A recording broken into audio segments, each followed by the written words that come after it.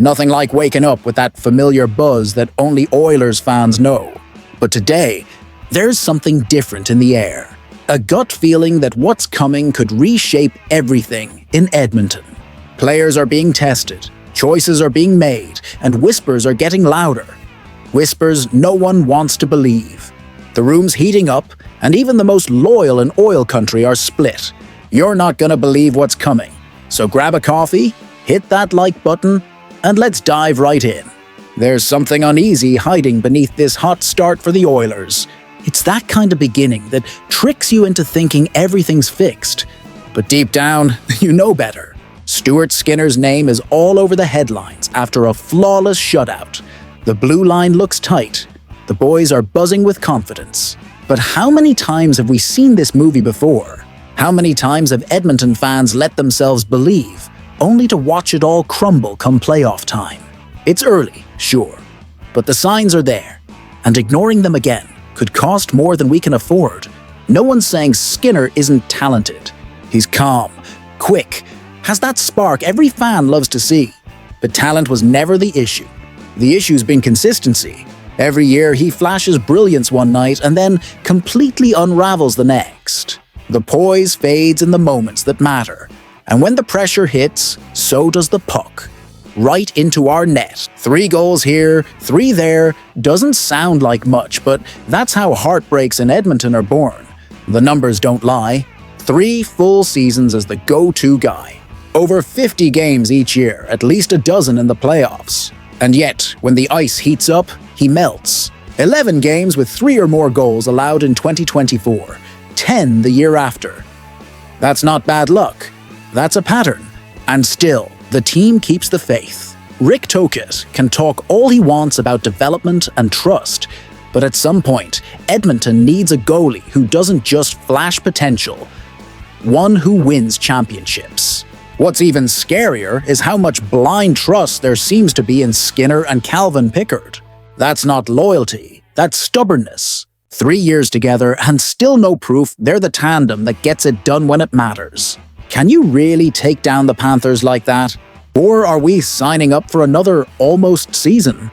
Fans here are done with almost. And yet, all it takes is one shutout in October for everyone to start believing again. Like a single good night can erase an entire history. Skinner can steal a game, sure, but can he steal a series?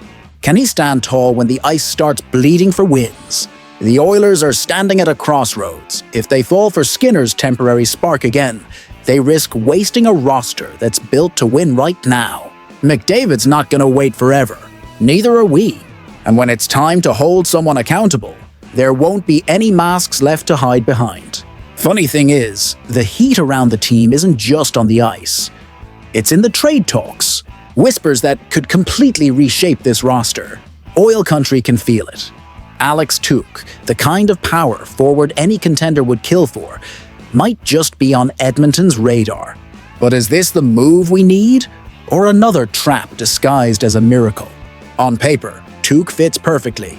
Big frame, goal scorer's instinct, a winning mentality.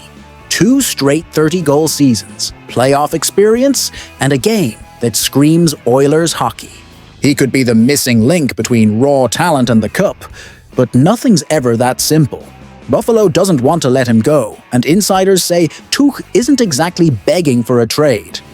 He just wants his due, a contract worthy of his output. That's where things get complicated.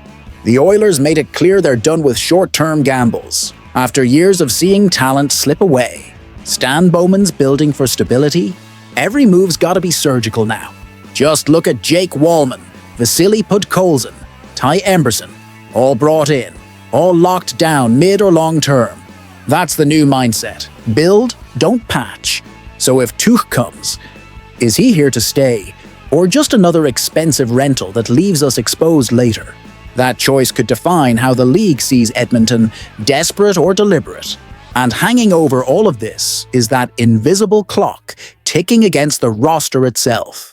With Skinner still a question mark, is spending top draft capital on a winger even smart? Do you risk the future for a short-term boost? McDavid already took less money to give management breathing room. But even Jeff Marek hinted, Is that discount going straight to Tuch's wallet come July? The fan base is split. Some want to go all in now. Enough waiting, it's time to win. Others want patience, remembering how impatience has burned us before. Either way, hesitation isn't an option anymore.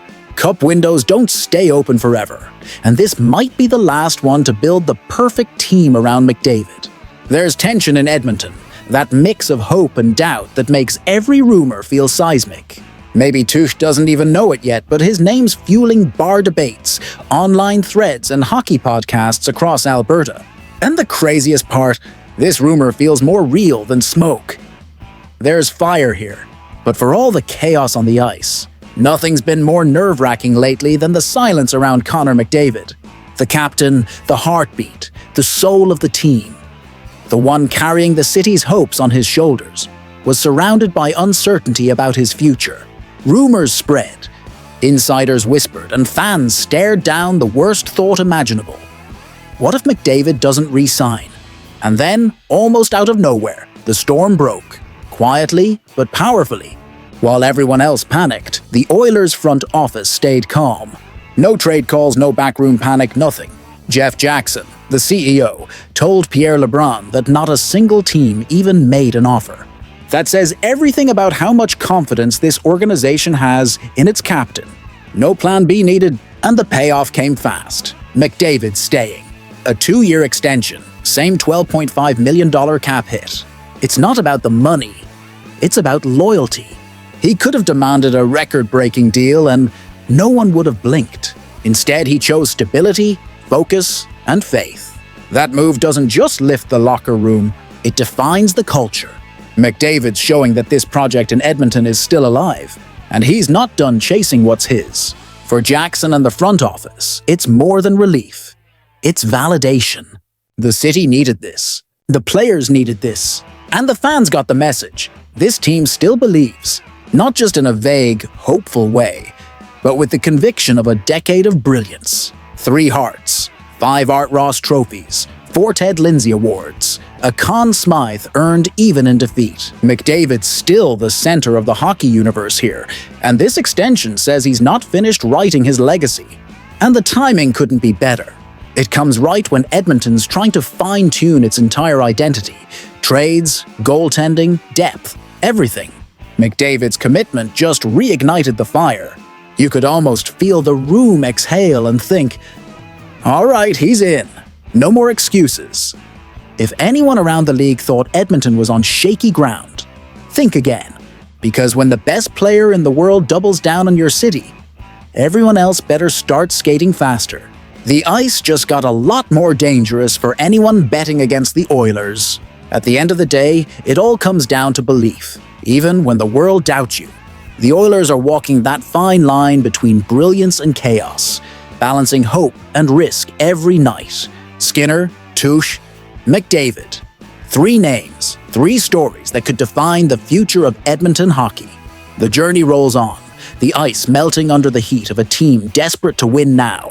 So the only question left is this finally the year it all clicks? Drop your thoughts in the comments, hit subscribe, and keep the faith. Because in Edmonton, belief never dies.